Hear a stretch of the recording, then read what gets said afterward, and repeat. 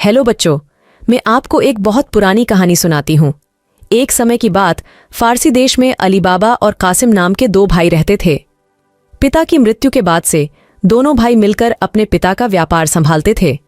बड़ा भाई कासिम बहुत लालची था। उसने धोखे से पूरा व्यापार हथियाकर अली बाबा को घर से निकाल दिया। इसके बाद अली बाबा किसी बस्ती में जाकर अपनी पत्नी के साथ झोपड़ी में गरीबी की जिंदगी व्यतीत करने लगा। वह रोजाना जंगल जाकर लकड़ियां काटकर लाता और बाजार में उन्हें बेचकर जैसे कैसे घर का गुजारा चलाता था। ये तो मेरे भाई कासिम की लालची आदतें मेरे लिए एक बड़ी सीख बन गई हैं। एक दिन अली बाबा ने जंगल में लकड़ी काटते समय 40 घुड़सवार को वहां आते हुए देखा। सभी घुड़सवार के पास धन की पोटली और खंजर थे। यह देखकर वह समझ गया था कि ये सभी चोर हैं। अली बाबा एक पेड़ के पीछे छिपकर उन्हें देखने लगा। तभी सभी घुड़सवार एक पहाड़ के पास जाकर खड़े हो गए। तभी चोरों के सरदार ने पहाड़ी के सामने खड़े होकर बोला, खुल जा सिमसिम। इसके बाद पहाड़ में से एक गुफा का दरवाजा खुला। सारे घुड़सवार उस गुफा के अंदर चले गए। अंदर जाकर उन्होंने बोला, बंद हो जा सिमसिम। यह देख अली बाबा दंग रह गया। कुछ देर बाद वो दरवाजा फिर से खुला और उसमें से वो सभी घुड़सवार निकले और वहां से रवाना हो गए। अली बाबा यह जानने को बेताब हो गया कि आखिर इस गुफा में क्या है और वो सब यहाँ क्या कर रहे थे। इसके बाद उसने गुफा में जाने का फैसला किया। वह उस पहाड़ के सामने गया और बार बार चोरों के सरदार के शब्द बोलने लगा, खुल जा सिमसिम, खुल जा सिमसिम। गुफा का दरवाजा खुल गया। अली बाबा गुफा के अंदर गया और उसने देखा कि वहां सोने की गिन्नियां, अशर्फियां, गहने आदि रखे थे। चारों तरफ खजाना ही खजाना था। यह सब देखकर उसकी खुशी का ठिकाना नहीं था। उसे मालूम हो गया था कि वो चोर सारा चोरी का सामान यहां आकर छुपाते हैं। अली बाबा ने वहां से एक पोटली में सोने की अशर्फियां भरी और घर चला आया। घर जाकर अली बाबा ने इस पूरे किस्से के बारे में अपनी पत्नी को बताया। एक साथ इतनी सारी अशर्फियां देखकर उसकी पत्नी हैरान रह गई और अशर्फियों को गिनने बैठ गई। तभी अली बाबा ने बोला कि ये इतनी अशर्फियां हैं कि इन्हें गिनते गिनते रात हो जाएगी। मैं गड्ढा खोदकर इन्हें छुपा देता हूं, जिससे किसी को भी हम पर शक न हो। अली बाबा की पत्नी बोली, मैं इनकी गिनती नहीं कर सकती हूं, लेकिन अंदाजे के लिए इन्हें तोल तो सकती हूं। अली बाबी की पत्नी भागती हुई कासिम के घर गई और उसकी पत्नी से गेहूं को तोलने के लिए तराजू मांगने लगी। यह देखकर कासिम की पत्नी को उस पर शक हुआ।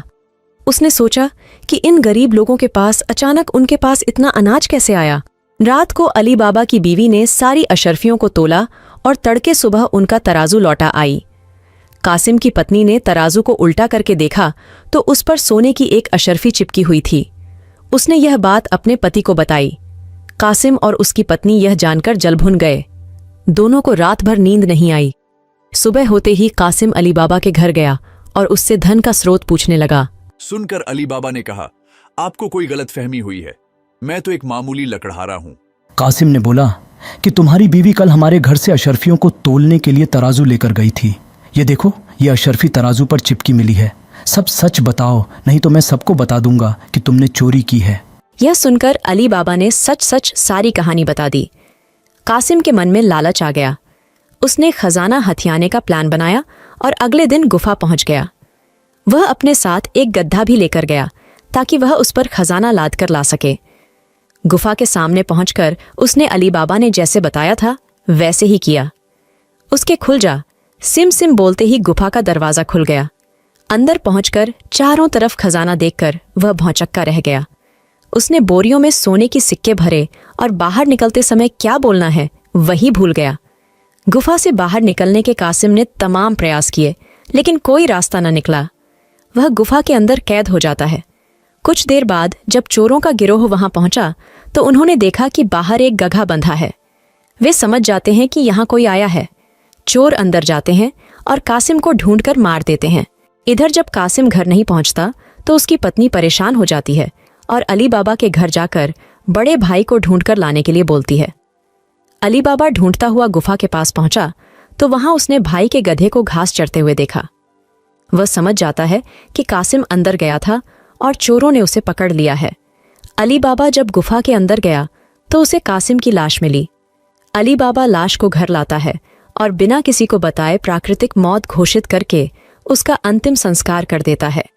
कासिम की पत्नी के कहने पर अली बाबा और उसकी पत्नी कासिम का व्यापार संभालने लगते हैं और उसके साथ रहने लगते हैं। वहीं जब चोर गुफा में आते हैं और कासिम की लाश नहीं देखते तो समझ जाते हैं कि खजाने का राज किसी और को भी पता है। वह गांव में जाकर पता लगाते हैं कि कुछ दिनों में किसके घर में मौत हुई है।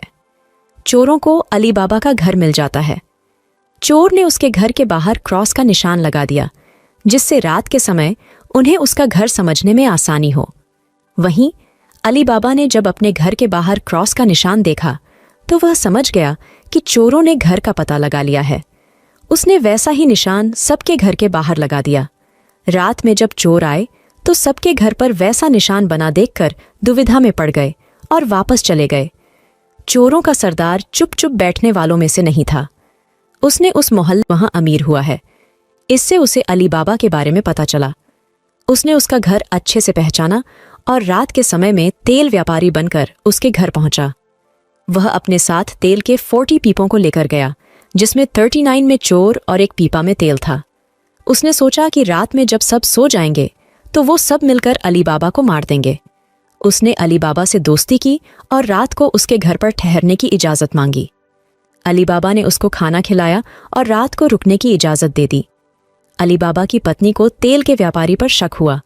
उसने सारे पीपों को खटखटा कर देखा और वह समझ गई कि एक पीपा में तेल है और बाकी में आदमी है। उसने तभी एक तरकीब निकाली। उसने तेल वाले पीपे से तेल निकाला और गर्म कर बाकी पीपों में डाल दिया। सारे चोरों की मौत हो गई। रात में जब सरदार ने चोरों को निकलने का इशारा किया तो एक भी चोर बाहर नहीं निकला। उसने पीपों को खोलकर देखा तो सभी चोर मर चुके थे। यह देखकर वह इतना डर गया कि अपनी जान को बचाने के लिए वह तुरंत वहां से भाग गया। अब उन 40 चोरों के सारे खजाने का अकेला मालिक अली बाबा था। वह देश का सबसे अमीर शख्स बन गया था और खुशी खुशी अपनी बीवी बच्चों के साथ रहने लगा। कहानी से सीख, लालच मनुष्य का दुश्मन है। लालच करने से सब काम खराब हो जाते हैं, इसलिए कभी भी लालच नहीं करना चाहिए। Hello friends, if you like the story then like, share and subscribe my channel. Thanks dear friends. नमस्कार दोस्तों, अगर आपको कहानी पसंद आए तो लाइक करें, शेयर करें और मेरे चैनल को सब्सक्राइब करें। धन्यवाद प्रिय दोस्तों।